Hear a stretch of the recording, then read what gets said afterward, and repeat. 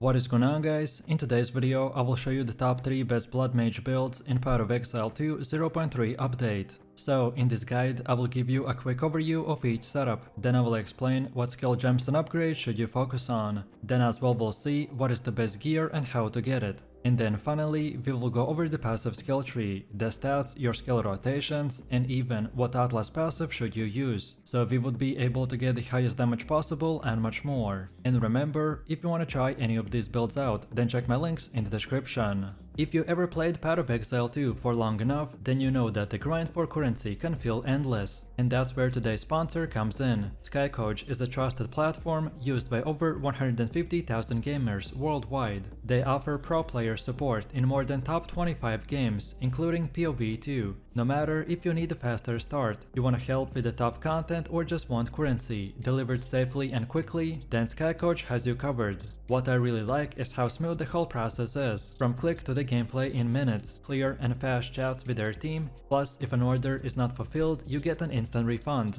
I've tried it myself, and honestly it just makes the game more fun. So if you want to skip the grind and enjoy POE 2 your way, then click my link in the description to check out Skycoach and use my code KATE for extra 10% off.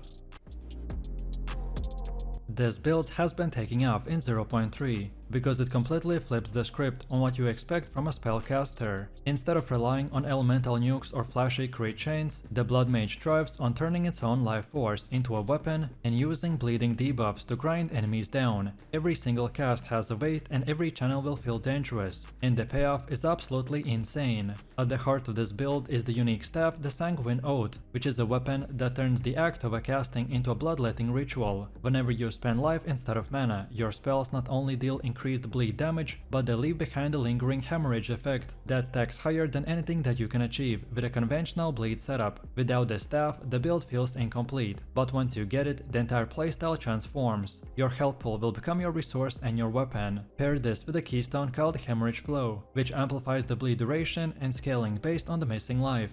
And suddenly, being half dead actually will boost your performance. What makes the Blood Mage so unique is how he walks the razor's edge between the self-destruction and overwhelming offense. You are constantly trading your own life away, but in return, your screen floods with pulsing crimson damage over time effects that chew through even the tankiest bosses. And this isn't a glass cannon build either, it's a bleeding engine that thrives in chaos. So let's take a look at the core of our build, which is the skill gems. At the center is the Blood Surge, which is our main bleeding skill. The Blood Surge is a channeling spell that consumes your life in a steady pulse, while stacking devastating bleed effects on every enemy caught in its wave. It's your bread and butter, and you want to roll it on packs, on bosses, and anything that dares to step near you. The Blood Surge will scale with both the spell power and the physical bleed multipliers, which makes it a dream build around. Next we got the Crimson Chains, which is a tether spell that lashes enemies together with the veins of the blood. Anytime you inflict bleed on the enemy, the chains will replace it across the entire group. This is where mapping gets wild. You lock down a pack, bleed one target, and instantly the whole group is hemorrhaging, as if they got caught in the same cut.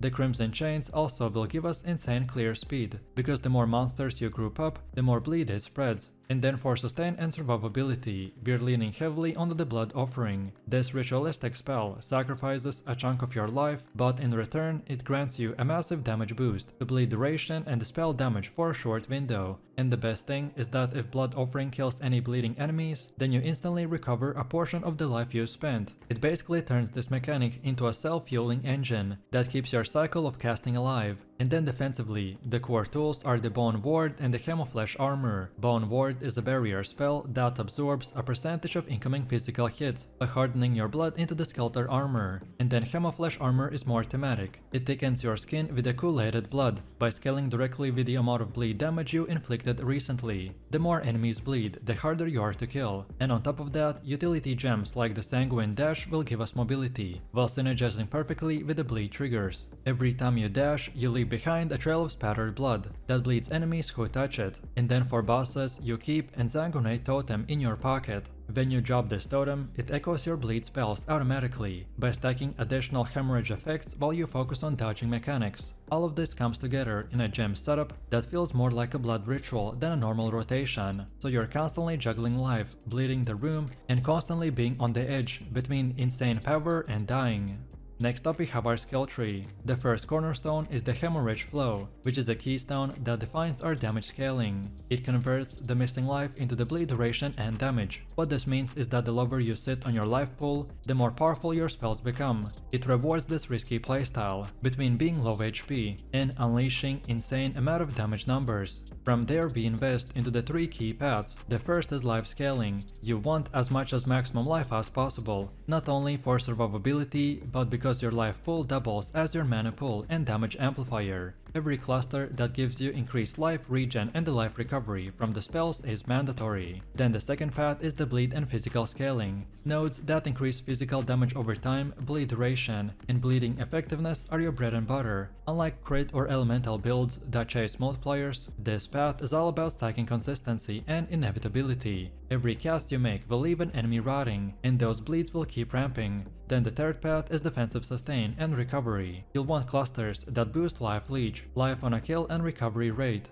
This ensures that the self-harm aspect of the casting will not spiral out of control. The Blood Mage thrives when it constantly trades life away and instantly regenerates it through the damage. By the time that your tree is complete, you will feel unkillable as long as you're casting, and enemies become your lifeline. Next up we have gear. Your absolute best in slot is the Sanguine Oath, which is a staff that enables the build. Nothing compares to it. It turns your self damage into scaling bleed multipliers and adds the signature hemorrhage effect. A corrupted version with a +1 to all spell gems is the dream scenario. Then for your helmet, the Veil of the Red Hunger is the go-to. It increases the bleed duration while also granting you life regen per bleeding enemy nearby. In dense maps, this essentially makes you immortal. Then chest armor should be a high armor base with resistances. If you can roll increased life as extra energy shield, then it's even better, as it adds another buffer for your self-damage cycle. Then for gloves you want percentage increased physical damage over time, and plus levels of sacred bleed gems. Then for boots you should prioritize movement speed, life, and the bleed immunity corruption if possible. Then your amulet base should be the Bloodstone amulet, which inherently boosts the bleed scaling. Look for life, damage over time multipliers, and ideally a corruption that adds bleed deals damage faster. Then rings fill in resistances and life, but the dream mod is the bleeding you inflict deals damage faster. This single thing can drastically improve our boss DPS. Belt should be heavy leather with a flat life, bleed scaling, and the flask effectiveness. And don't forget about annoyance. On a budget, grab the Hemorrhage for consistent bleed scaling, but if you got more currency, then Sanguinary Pact will give you insane offense and sustain. And for pure damage, Exsanguination is the capstone anointment. And now finally, let's see how to actually play this build. Your rotation begins with the Crimson Chains. Lash enemies together so that every bleed will spread. Then channel the Blood Surge to stack Hemorrhage on everything in a sight. Grab the Exsanguinate totem on the bosses or tough rares, so it echoes your casts and doubles your bleed application. Then keep the Blood Offering rolling on a cooldown because it's your sustain and the damage steroid. Then defensively, combine the Bone Ward and the Hemoflesh armor. These will give you the breathing room to stay in range and keep channeling. Use Sanguine Dash both for mobility and to leave behind the blood trails that push enemies chasing you. And then when mapping, the playstyle feels super chaotic and simple. You dash into the packs, chain them together, bleed one, and watch the whole group melt in seconds. Every explosion from the Scarlet Ritual will feel satisfying, and the sustain loop of killing bleeding enemies will mean that your life pool refills faster as you spend it. Against bosses, it's all about patience. You can't one-shot them instantly, but you suffocate them under the endless bleeds. The longer the fight goes on, the stronger you become, because Eternal Sanguine will guarantee sustain, and the Hemorrhage Flow will turn your missing life into the bonus damage. This setup is not just about the raw power, but about transforming the Fireball into something that feels entirely new, thanks to the infusion system and the Black Flame Covenant keystone. The idea of turning the basic flame into a purple one that scales with both Ignite and Chaos mechanics makes this build one of the most unique spellcasters in the game.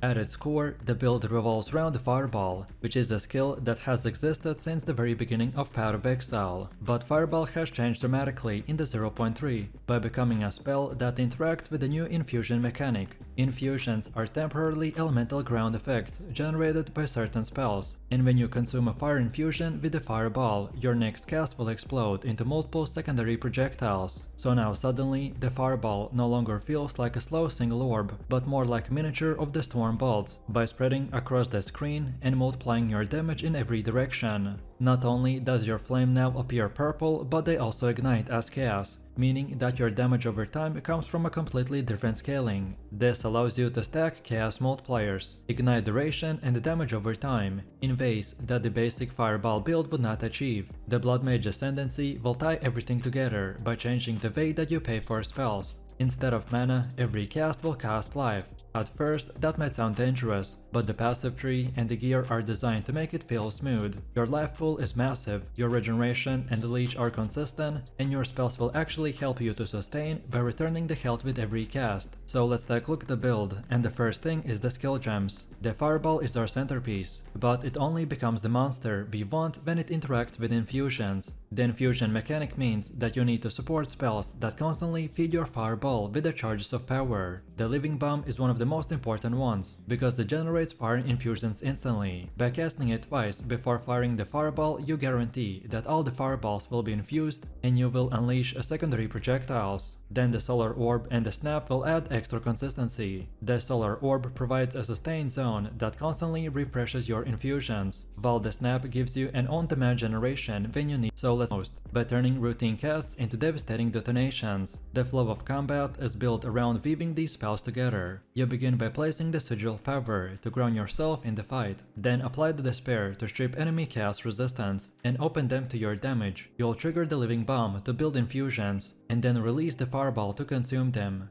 All of this will create a wave of projectiles that ricochet across the map. The Chaos Bolts serve as a filler, by keeping your damage rolling when you cycle your infusion generation. It feels like a rotation of build up and release, and once you master the timing loop, it becomes the second nature. Then next, our passive tree will combine three principles. So scale chaos infused damage, turn the life into your resource, and amplify the spellcasting utility. We start by getting nodes that boost spell damage, ignite scaling and the chaos multipliers. With the Black Flame Covenant active, all of your fire damage will become chaos, so every chaos node will become relevant. The damage over time multipliers, ignite nodes, and the burning damage clusters will all become key parts of your scaling. This dual interaction between the fire mechanics and the chaos mechanics is what exactly allows the fireball to reach its full potential. Then the life investment is the second major priority. Because you are a blood mage, so your life pool is both casting resource and a survival buffer. The nodes that increase the flat life, percentage life, and regeneration will become more valuable than almost anything else. Notables like the Sangumancy and the Whispers of the Flesh will feed directly into this style by rewarding you for casting and spawning life remnants that support your sustain.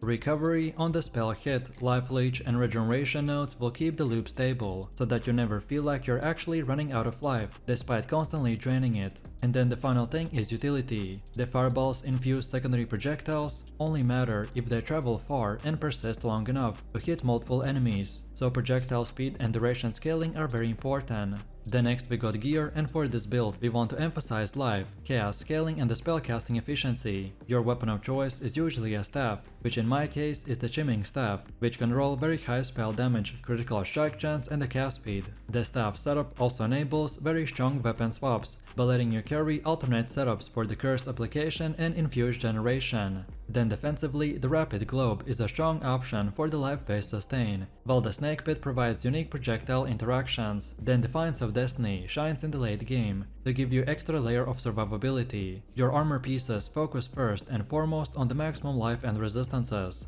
because you're constantly losing life, so stacking as much as possible is the only way to keep the engine running smoothly. Then after that, the chaos multipliers, spell damage, and the cast speed are the offensive stats that you want to get. Jewelry is where you push your ceiling, so amulets and rings with the global critical strike multipliers, chaos damage, and the cast speed are ideal. The Seed of Catalysm is a standout ring, while the rare amulets can push your damage even further. Your belt should focus on reinforced sustain, ideally rolling a very high life and the flask modifier. The flasks themselves are crucial for this build, as they act as an emergency recovery button when you get to low HP. Then for your helmet, gloves and boots, you should follow the same principles. So life and resistances first, and then whatever offensive bonus you can find. And now finally, let's take a look at how to actually play this build. Most of the time, we want to alternate between using the Living Bomb and the Fireball. Living Bomb will provide the infusion while the Fireball consumes it, and in 1 second the enemies will disappear in purple chaos. Then against tougher enemies, the rotation becomes a bit more involved. You drop the Sigil of Power to empower yourself, then apply the Despair to strip resistances, then trigger multiple infusions, and then detonate them with the Fireball. The Chaos Bolt will fill the gaps and ensure that you're never standing idle.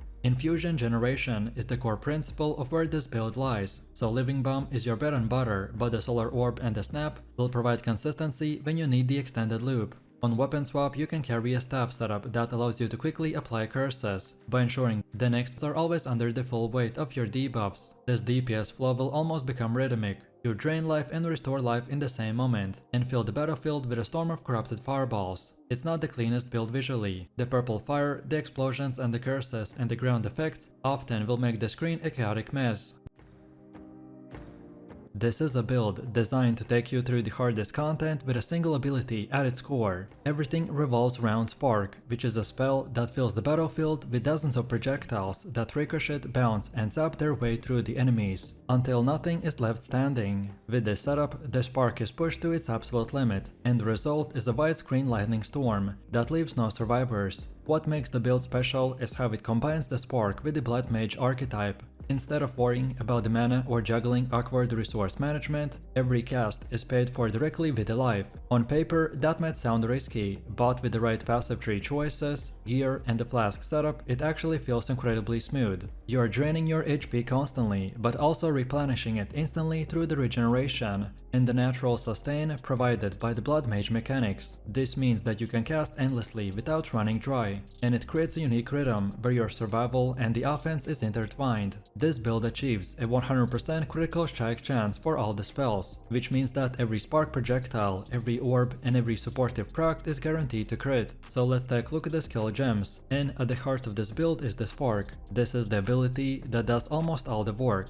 You'll want the Spark linked to the Pierce, rapid casting, prolonged duration and the pinpoint critical. This combination ensures that every spark projectile will travel farther, last longer and hit harder. The Pierce allows them to shred through the packs of monsters without stopping. Then rapid casting speeds up your firing rate to fill the screen faster. Prolonged duration will ensure that Spark stays active longer to bounce more times. And pinpoint critical pushes the critical chance into overdrive by multiplying effectiveness of every single hit. Then supporting this is the Orb of Storms, which you socket in your second weapon set. This is linked with the Overabundance, Consider Casting and Arcane Surge. The Orb of Storms is more than just a utility skill. It acts as an additional source of damage, while also triggering the critical strikes and keeping your buffs active. Whenever you drop an orb into the pack, it chains and shocks enemies, while also recharging your Arcane Surge for increased damage and the cast speed. Then the third major offensive skill is the Power Siphon, linked with the cast on critical strike and the arc. This allows your Spark crits to trigger additional lightning spells, or even more screen coverage. With the supports like the Boundless Energy, Energy Retention and the Life Tap, this setup sustains itself and turns every crit into a cascade of the extra spells. For debuffs and support, you run the Sigil of Power, which both empowers your damage and weakens the enemies inside its radius. The Sigil is linked with the Elemental Weakness, Prolonged Duration and the Heightened Curse effect, by turning it into a massive damage amplifier. You also bring Firestorm for the wide AoE destruction, paired with the Rapid Casting, Prolonged Duration and the Elemental Focus. And finally, the last important thing is the Frost Bomb, which is used as utility tool to reduce the enemy resistances, and it is also linked with the Potent Exposure, Remnant Potency and the Heightened Curse effect. Next up, the passive tree is specifically designed to maximize the consistent critical strike potential, while also sustaining life cost of the blood magic. You begin prioritizing nodes that grant critical strike chance, critical strike multiplier and the spell damage. Notables like the Raw Destruction, Practice Signs, Critical Overload and the Sudden Escalation, Evocated Efficiency and the Critical Exploit are all part of the early build. Each one pushes your crit chance higher, then scale the multipliers that turn those crits into devastating hits, or even reduce the cost and increase the efficiency of your casting. From there, the path continues into the larger crit clusters, like the Potent Incantation, Efficiency efficiency killing and the chip defenses before reaching the true strike and for the juggler. This synergizes perfectly with the Spark's rapid fire playstyle by ensuring that not only you can crit all the time, but also that those crits will shred through the enemy defenses. Then the mental autocrity and the electric amplification are picked up along the way by boosting the cast speed and the lightning damage. A key aspect of the tree is the blood magic keystone. By converting all mana cast into life, you will eliminate the need for the mana entirely. Instead of every cast draining the life directly, the passive tree will balance that with the large investments into the maximum life and regeneration. The padding also secures plenty of the raw life, percentage increase and regeneration, making it possible to sustain the spark spam infinitely as long as you have a strong flask and recovery. Then projectile speed and duration scaling also play an important role, because spark is at its strongest when projectiles travel further and last longer. Then next up we have the gear, and the setup for the Spark Blood Mage build will emphasize for both the offensive scaling and the sustain, which is needed to survive when you're losing constantly life. The weapon of our choice is a wand, as they will naturally boost spell casting and can roll critical strike chance for the spells, global crit multipliers and even the cast speed. Ideally, you want a wand with a very high base spell crit chance, plus the mods that increase multipliers and the spell damage. The cast speed is also very crucial, as it multiplies the effectiveness of the spark by letting you fill the screen faster. Then your offhand can be either by a shield or a second wand. If you want to go with a shield, then prioritize life resistances and the spell crit bonuses. A high-end rare shield with these stats will provide the best mix of offense and defenses. Then for your armor pieces, like the helmet, chest, gloves and the boots, you want maximum life and resistance first, and then look for the spell damage, lightning damage or the cast speed as a secondary bonus. Because this is a blood mage build, so any gear that provides life regeneration or the life gain on a cast is especially valuable, as it directly offsets the cost of your casting. Then the jewelry is where you push the build's damage ceiling to the roof. Amulets, rings and the belts can all roll global critical strike multipliers. The amulet slot is particularly important, because this is where you equip the Chore of the Storm, which synergizes perfectly with our crit scaling, and adds a consistent rain of lightning bolts as you cast. Rings can fill in resistances while also offering a crit and lightning damage. Then the belt should reinforce survivability, ideally with a heavy life roll and a flask modifiers that make your sustain loop even smoother. And now finally, let's see how to actually play this build. In practice, it feels like unleashing a thunderstorm every time you hit your cast key. Your default mode is to spam the spark continuously, by filling the screen with projectiles that pierce and bounce endlessly. With the prolonged duration and the pierce, sparks will zip around the battlefield longer than you've cast them, by ensuring that every enemy is eventually struck. And because you're crit capped, each hit is devastating. And with the cast on crit setups, every crit also triggers additional spells like Arc that multiplies your damage even further. Then for general mapping, the flow is simple. You enter a pack, then drop the Orb of Storms and then start casting sparks. Orbs will keep you buffed rolling, while the sparks clears everything, and then the Sigil of Power can be dropped for the tougher rares or the clusters. Then Firestorm and the Frostbomb are used for the supplemental tools, either way for the weak bosses with resistances, or to cover the wide areas in additional AoE damage. Most of the time you don't even need them, as the spark alone is more than enough to delete entire screens. And then against bosses, the rotation is a bit more different, but it's still straightforward. So this time you want to drop the Sigil of the Power first, then apply the Frost Bomb for exposure, and then channel Spark, while the Orb of Storms will keep the Arcane Surge active. Overall, this combination of the curses, debuffs and the crit scaling sparks will all melt bosses in split seconds.